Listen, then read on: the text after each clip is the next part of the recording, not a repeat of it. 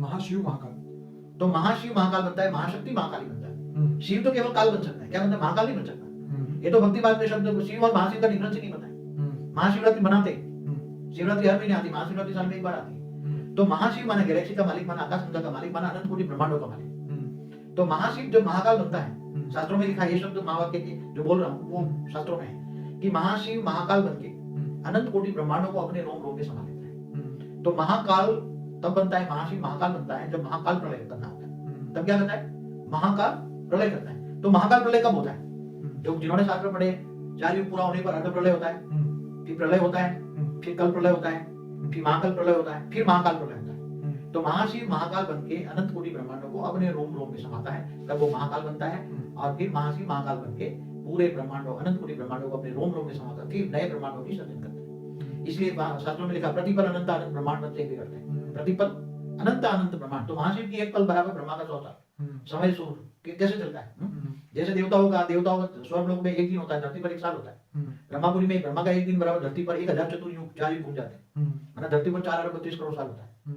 तो ऐसी तरह महाशिव की एक पल बराबर ब्रह्मा का 100 साल। अब ब्रह्मांड की आयु ब्रह्मा का 100 साल है, तो महाशिव के एक पल बराबर, तो प्रतिपल में अनंत अनंत ब्रह्मांड बनता है, बिगड़ता है। तो ये शिव और महाशिव और महाकाल बनता है, उसका डिफरेंस सब बताती है, मगर किसी को समझ में आना बहुत मुश्किल है। तो बाबू जी, शिव के शंकर के ऊपर, मतलब शंकर के निशाने के रूप में वो सब भांग पीते हैं या भांग चढ़ाते हैं, कैसा है? महाकाल को शराब चढ़ाते हैं, तो ये क्या? अभी टीवी में दिखाते हैं कि महाकाल को दिन में एक साथ में कितनी बोतल चढ़ाते हैं, उज्जैन में उनकी मूर्ति है, मूर्ति को, और दिन में हजारों बोतल वो दारू पी जाते हैं, शराब पी जाते हैं।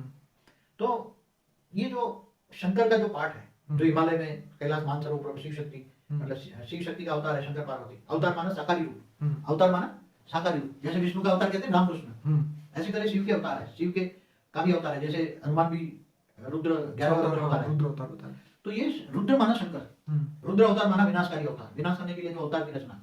तो जब पार्वती का जन्म हुआ, उससे पहले वो सती का अवतार हुआ, शक्ति का अवतार सती के रूप में हुआ।